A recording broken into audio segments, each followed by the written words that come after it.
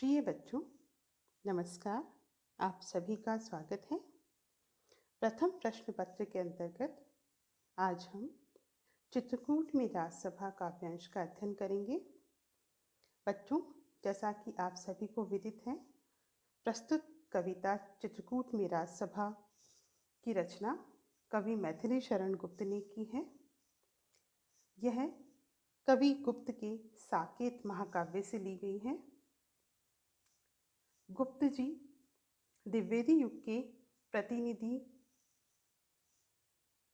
कवि होने के साथ ही राष्ट्रीय चेतनावादी काव्यधारा के प्रतिनिधि कवि भी कहलाए जाते हैं। इनके काव्यों में युगानुकूल सामाजिक, धार्मिक, राजनैतिक और साहित्यिक चेतना पाई जाती है। खड़ी बोली हिंदी का संस्कृत गर्भित शुद्ध स्वरूप प्रथमतः मैथिली शरण गुप्त की रचनाओं में मिलता है। बच्चों,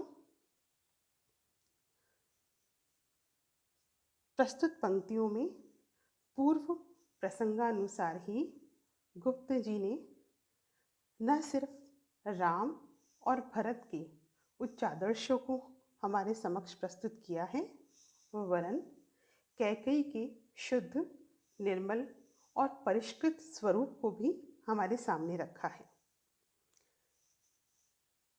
आज जिस अवतरण का हम अध्ययन करेंगे वो अवतरण देखिए। जो कौशलेश्वरी हाय वेश ये उनके, मंडन है अथवा चिन्ह शेष ये उनके, देवर न रुलाओ मुझे रोकर यूं, कातर होते हो तात पुरुष होकर यूं, स्वयं में राज्य का मूल्य जानते हो तुम, क्यों उसी धूल में मुझे सानते हो तुम, मेरा मंडन सिंदूर बिंदु यह देखो, 100 रत्नों से इसे अधिक तुम लेखो, शत चंद्रहार उस एक अरुण के आगे, कब स्वयं प्रकृति ने ही नहीं स्वयं ही त्यागे। प्रस्तुत पंक्तियों में भरत की प्रत्येक बात और विनय को जब राम अपने वाक चातुर्य से टाल जाते हैं, तब कोई आशा उनकी तरफ से नहीं देखकर भरत माता सीता से विनय करते हैं।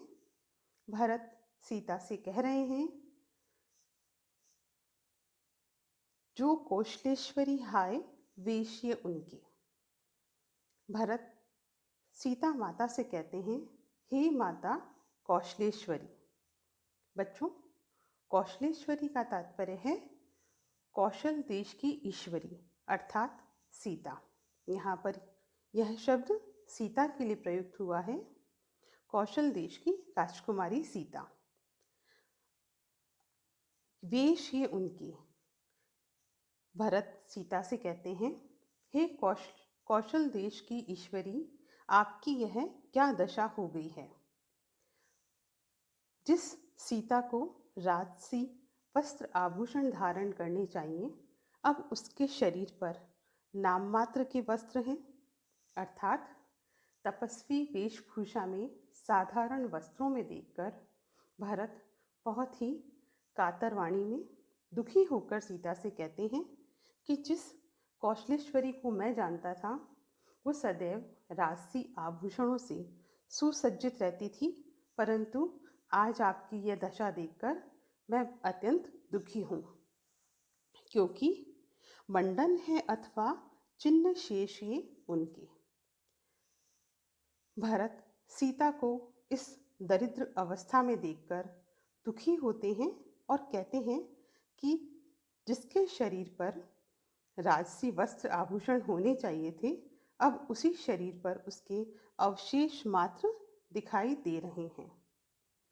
मंडन का तात्पर्य होता है वस्त्र या आभूषण, अर्थात साधारण तपस्वी वेशभूषा में सीता को देखकर भरत अत्यंत दुखी हो गए और उन्होंने सीता से कहा कि आपके शरीर पर अब ऐसा प्रतीत होता है कि उस राजसी आभूषणों के अवशेष मात्र ही रह गए हैं।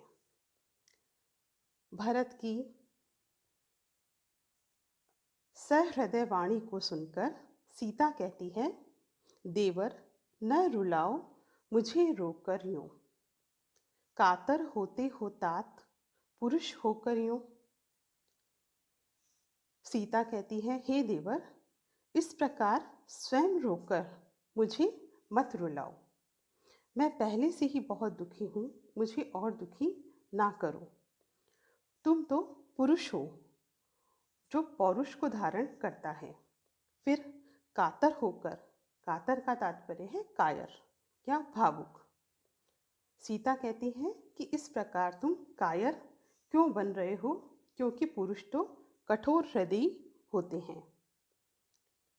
आगे देखिए, सीता कहती है, स्वयंमेव राज्य का मूल्य जानते हो तुम, क्यों उसी धूल में मुझे सानते हो तुम। सानने का तात्पर्य होता है मिलाना। सीता कहती है, हे देवर, तुम स्वयं राज्य का गंभीर उत्तरदायित्व का कार्य जानते हो, फिर मुझे ऐसे कठिन कार्य में क्यों डाल रहे हो। बच्चों, पूर्व पद में हमने पढ़ा था कि कोई और मार्ग ना देखकर भरत सीता से अनुनय विनय करते हैं कि वही चलें और अब अयोध्या का स्वराज्य संभालें। उसी बात का प्रत्युत्तर देते हुए सीता इन पंक्तियों में कहती है कि राज्य का उत्तरदायित्व निभाना कोई साधारण कार्य नहीं होता। तुम जानते हो यह कितना मूल्यवान है। फिर इतना सब कुछ जानते हुए क्यों उसी धूल में मुझे सानते हो तुम जानते हो कि यह भार मुझ जैसे साधारण स्त्री नहीं उठा पाएगी, फिर उसी राज्य की धूल में तुम मुझे क्यों मिलाना चाहते हो। सानते का तात्पर्य मिलाना होता है। मेरा मंडन सिंदूर बिंदु यह देखो, 100 रत्नों से इसे अधिक तुम लेखो। सीता पुनः कहती हैं कि अभी तुमने कहा कि मैं श्रृंगार रहित हूँ, साधारण वस्त्रों में लिपटी हुई दुखी नारी हूँ। तो हे भरत सुनो। और फिर राम की ओर संकेत करते हुए कहती है कि ये मेरे राजसी वस्त्र और आभूषण हैं, यही मेरे माथे की चमकती उज्जवल सिंदूर बिंदु हैं, और ये 100 रत्नों से अधिक मूल्यवान रत्न मेरे पास हैं, इन्हें तुम लेखो। लेखो का अर्थ है जानो। शत चंद्रहार उस एक अरुण के आगे, कब स्वयं प्रकृति ने ही नहीं स्वयं ही त्यागे। सीता कहती है, सैकड़ों चंद्रहार इस एक सूर्य के आगे फीके हैं। यहाँ पर अरुण का तात्पर्य है सूर्य, और सूर्य राम के लिए प्रयुक्त किया गया है। सीता कहती है कि सैकड़ों चंद्रहार इस एक राम रूपी सूर्य के आगे फीके हैं, और तो और स्वयं प्रकृति इस अमूल्य रत्न आभूषण को देखकर अपनी श्रृंगारिक वस्तुओं को स्वयं ही त्याग देती है। अर्थात जब राम मेरे पास हैं तो मुझे किसी चीज़ की कोई कमी नहीं है। बच्चों, भरत और सीता के बीच देवर भाभी के साथ ही पुत्र और माता का पवित्र बंधन भी इन पंक्तियों में दर्शाया गया है। सीता की पति परायणता प्रकट हुई है कि वह राम को समस्त ऐश्वर्यों के समक्ष अधिक मूल्यवान और अमूल्य मानती है।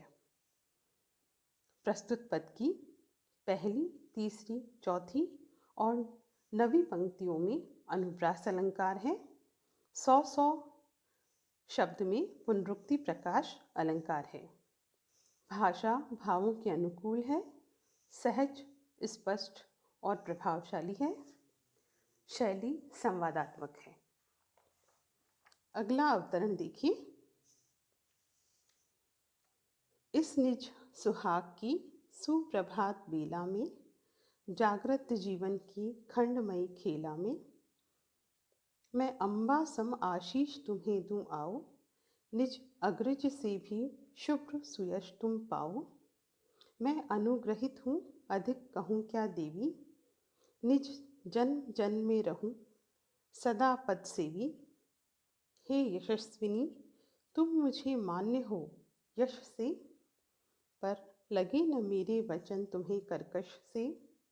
तुमने मुझको यश दिया स्वयं श्रीमुख से, सुख दान करें अब आर्य बचाकर दुख से। पूर्व प्रसंगानुसार ही पति परायणा सीता भरत को आशीर्वाद देते हुए कहती है, इस निज सुहाग की सुप्रभात बेला में।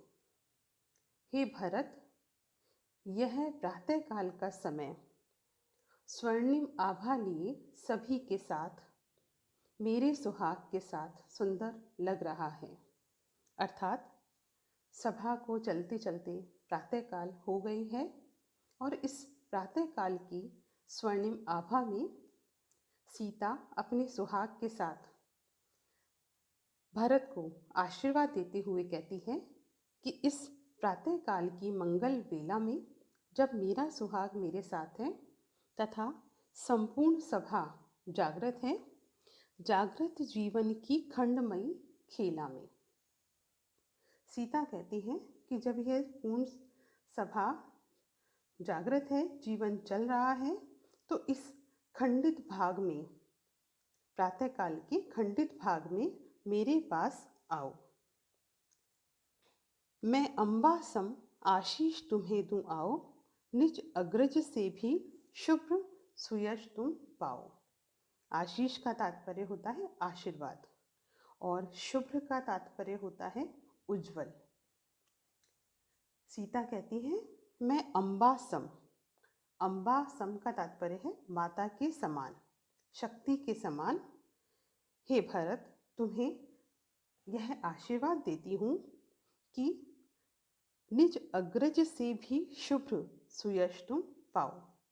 अग्रज का तात्पर्य श्री राम से है कि जितना यश, जितनी कीर्ति, पवित्रता और उज्ज्वलता तुम्हारे बड़े भ्राता राम ने इस संसार में प्राप्त की है, तुम उनके छोटे भाई उनसे भी बढ़कर उज्ज्वलता, पवित्रता और सुयश को प्राप्त करो।